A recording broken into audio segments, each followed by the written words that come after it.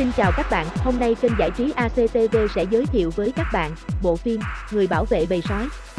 Bộ phim được chuyển thể từ câu chuyện có thật của chú chó Rambo và ông chủ nhà tên là Chu cùng vợ và hai con gái của ông ta. Nào, chúng ta hãy bắt đầu vào câu chuyện nhé. Tại một ngôi làng nhỏ bên ven bìa rừng, quanh năm tuyết phủ trắng xóa.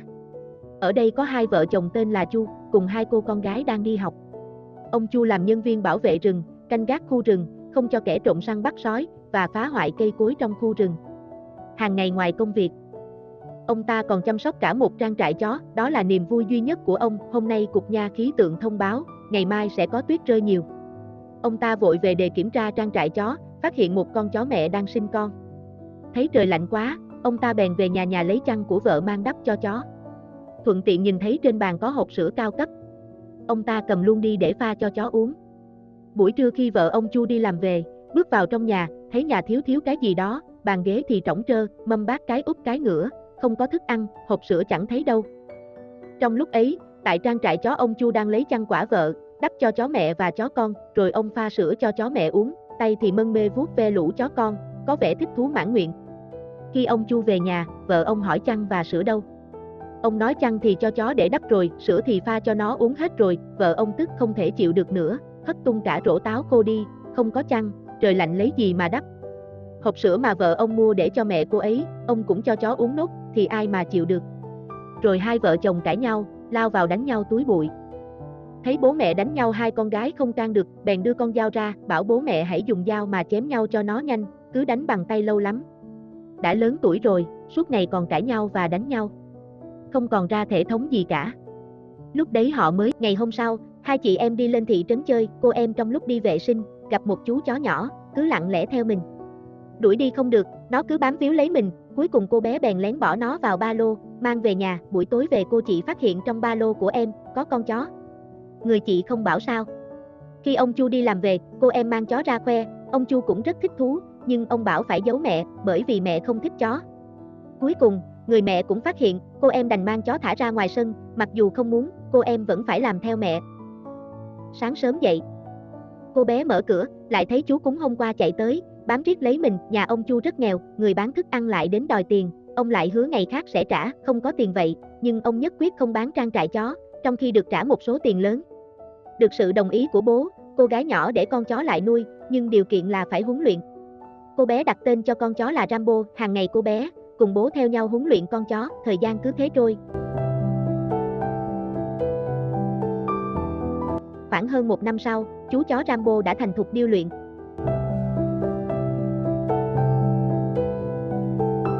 Ngày ngày ông đi tuần rừng cùng với Rambo. Gặp những kẻ trộm cây, ông chỉ ra lệnh một tiếng là chú chó lao đi như mũi tên, xử lý kẻ trộm ngay lập tức.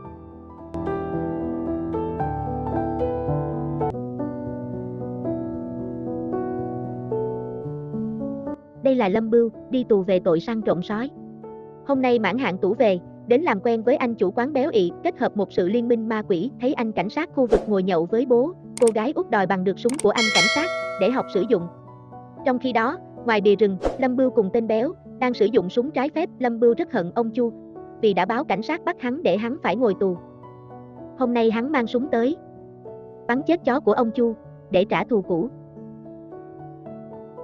Ban đêm, hắn cùng đồng bọn mang thuốc mê vào trại chó, bắt cóc Rambo. Chúng mang Rambo về một nơi, giao cho hai tên đàn em canh giữ. Rambo đã phá xích và chạy mất.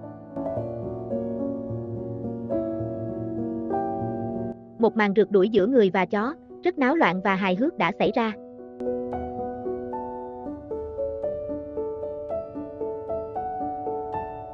Hai tên rất cố gắng, nhưng vẫn không bắt được Rambo, hai chân chắc chắn không nhanh bằng bốn chân được. Ngày hôm sau, Lâm Bưu hẹn ông Chu đến nhà để trả chó. Hắn lấy thịt dê, nấu giả làm thịt chó Rambo, để cho ông Chu ăn.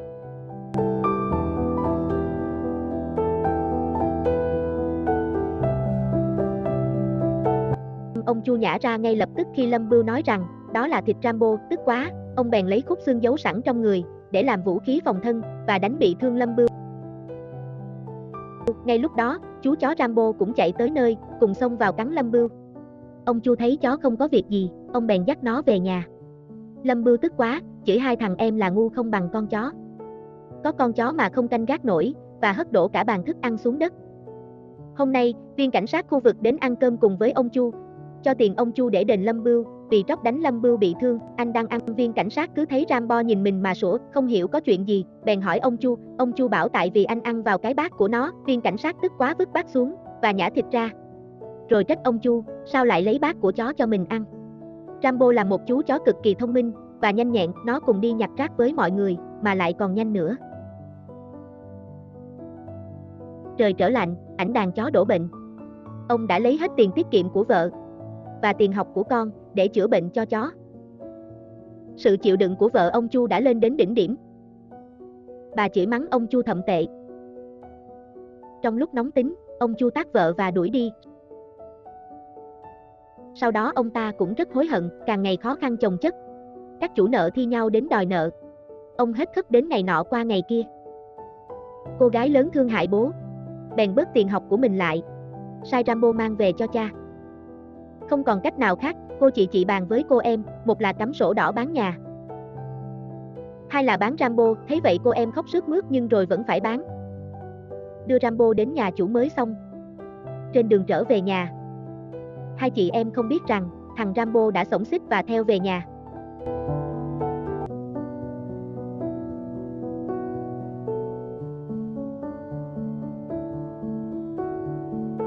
Để vợ con tránh sự trả thù của Lâm Bưu, ông làm đơn ly dị vợ.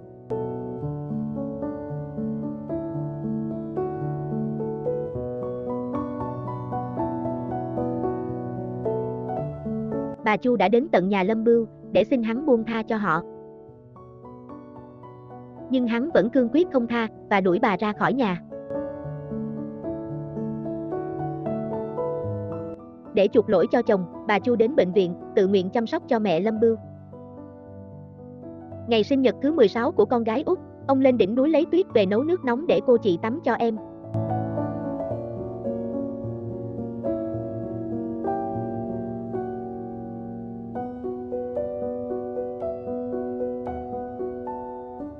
Còn ông thì lại đi ra tắm cho Rambo.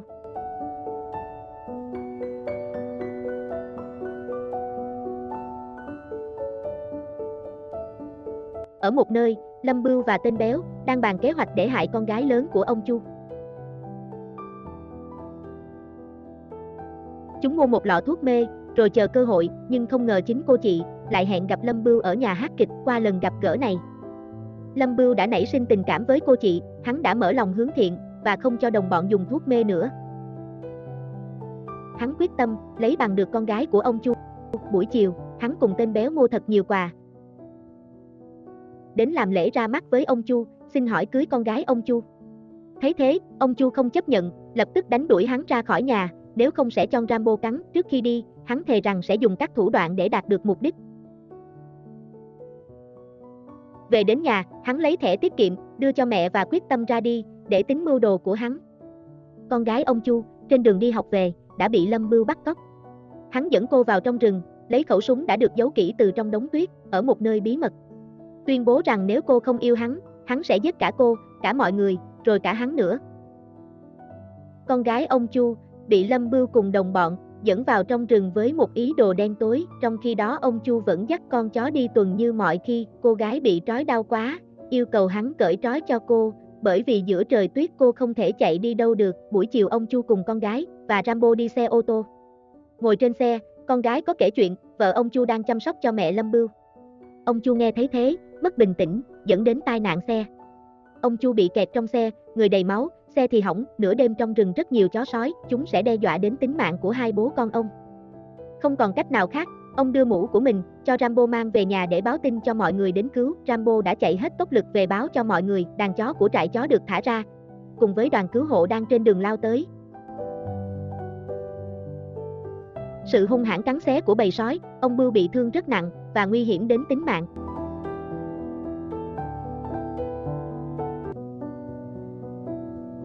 Ở trong rừng, dưới sự cổ vũ của tên béo, Lâm Bưu tỏ tình với con gái ông Chu, với một màn tỏ tình chưa từng xảy ra trong lịch sử. Hắn thề thốt sẽ yêu cô đến trọn đời, quyết tâm trở thành người tốt. Nếu không yêu được cô, hắn sẽ giết cả nhà cô, giết cả cô và cả hắn. Thật là đáng sợ và đáng thương. Ở nơi kia Lâm Bưu nhận được một cuộc điện thoại của mẹ hắn. Nói rằng người chăm sóc mình bấy lâu nay là vợ ông Chu. Hắn chợt nhận ra rằng sự trả thù của mình thật vô nghĩa và hắn ném súng xuống. Con gái ông Chu cũng nhận được cuộc điện thoại của mẹ. Mẹ nói rằng bố bị bầy sói bao vây, thấy thế, Lâm Bưu mang súng cùng với mọi người đi cứu ông Chu.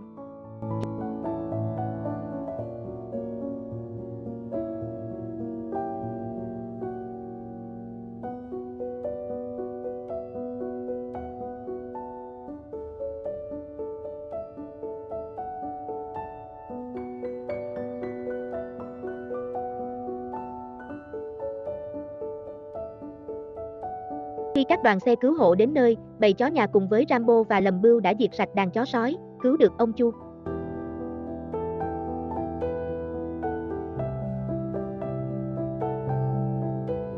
Khi bị cảnh sát bắt, Lâm Bưu tiếc nuối và hy vọng nhìn về cô gái, quyết tâm trở thành người tốt.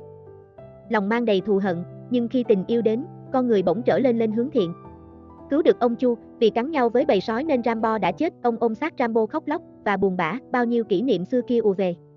Khi ta yêu quý một con vật, ta chăm sóc nó, thương nó trả lại cho mình một tình cảm trong sáng, không vụ lợi, không tính toán, sẵn sàng hy sinh tất cả vì người chủ thân yêu của mình.